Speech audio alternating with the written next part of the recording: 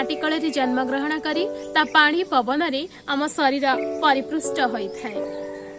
से माटीर बास्ना को जो मनीष माने निजर निश्वास प्रश्वास प्रति मुहूर्त अनुभव करि पारंती, से माटीर कहरे लुह झराई पारंती, से मानंकु आमे माटी मनस्क मनीष बोली कहिथाउ। तेबे जेतेबेले कविटी माटी मनस्क पालटे सेतेबेले तांका कवितारे माटीर बास्ना सहजरे बारी होई पड़े। नमस्कार, आपण मानक स्वागत करुची राधाराणी उमरकट यूट्यूब चैनल रो बही पढ़िबा परे समीक्षार एक नूतन अध्याय रे। आज अध्याय रे आपण मानक भेटी देबी सेई माटी मनस्क कवि बलराम पूजारी कविता संकलन मेघलग्ना। कवि बलराम पूजारी द्वितीय कविता संकलन मेघलग्ना। बहिटीर नामकरण सार्थकता स्थिर स्थानित कविता गुड़िक बढ़िले स्पष्ट बारी हुई। संकलन स्थानित कविता केतोटी माटी पाई, केतोटी गा पाई एवं केतोटी जीवन पाई उद्दिष्ट। कवि कविता गुड़िक माध्यम सहज सरल भावरे समाजर सबु चरित्र प्रकृति को शब्द माध्यम सजाई समाजर हिताकांक्षितार परिचय देइछन्ति। आदिवासी अधुषित मालकानगिरी जिला कुडुमुल गुमारे कविंक जन्म होई प्रकृति कଳରେ से जीवा शिखिचन्ति, अनुभव करिचन्ति प्राण भरी सृष्टिकर्तांक रचना को। से अति निकटरू अनुधान मध्य करिचन्ति आदिवासी जीवन जीविकार कह और अंतर्नाद एवं एही सब कथा ही तांको साहित्य को करिछि बलिष्ठ।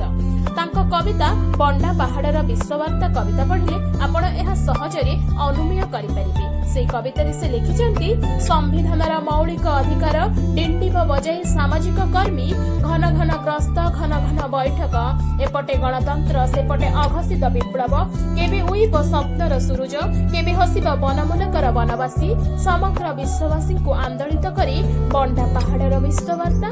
बाकी चमत्कार साहित्य समाज पाई साहित्य मंगल पाई यह कविंक कवितारू सुस्पष्ट एवं एथिरे संदेहर अवकाश नहीं। सारा विश्व एक परिवार, आमे समस्ते मनीष।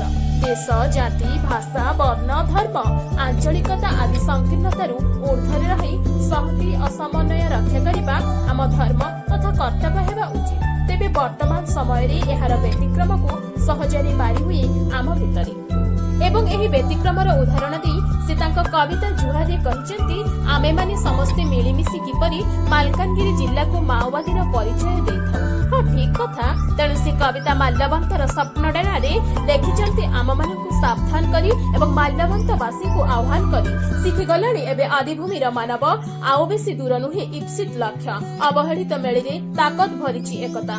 शिक्षित हुआ संगठित हुआ संघर्ष कर महामंत्र रे निनादित होउछि आदिपीठ मटु पड़िया कालीमेला माथली चित्रकोंडा बंडा पर्वत अंडाहाल और संपर्कर सेतु गुरुप्रिया ढालुछि अभिप्रेरणर अस्मिता। हाँ सत कथा, संकलन स्थानित कविता गुड़िकरे कविंक निजस्व विचार जुक्ति भल पाइबा अनुभूति दर्शन और आगामी समय प्रति अखंड विश्वास मार्मिक भावे फुटी उठिछि। कविता संकलन स्थानित कविता जीवन घर शेष सर्ग किछि कहिबार अछि। हे माटी मनस्क दधिछि कौन किछि कहिब कक्षच्युत मक्ष कवितारू एकथार आभास खूब तीक्ष्ण होइछि, जहाँ एही संकलनर स्वतंत्रता बोली मते मने होला। कवि निज अंचलर सबु समस्या जन आंदोलनर कथा प्राकृतिक सभाराजी नद नदी पहाड़ पर्वतर कथा को बखाणिबा सह प्रत्येक कवितारी समाज को किछि न किछि वार्ता देइचंती, जहाँ कविर कवित्वर विविधता मध्यरे ऐक्यतार मधुर संपर्क स्थापन करी एक सकारात्मक चिंताधारार वातावरण सृष्टि करिबारे सफल होइछि कविता संकलन मेघलग्ना। एहा इभेंट पब्लिकेशन द्वारा प्रकाशित एवं एहार मूल्य 150 टंका। एथिरे स्थानित होइछि कविंकर 61टी कविता। आशा ए वीडियोटी आपण मानकु भल लागिथिबो। जदि भल लागे तेबे संग्रह करंतु कविता संकलन मेघलग्ना एवं मते पढ़ी मतामत जणाइबे। वीडियोटी को लाइक करंतु शेयर करंतु एवं एहिपरि अनेक वीडियो देखिबा पई चैनल टी को सब्सक्राइब करंतु।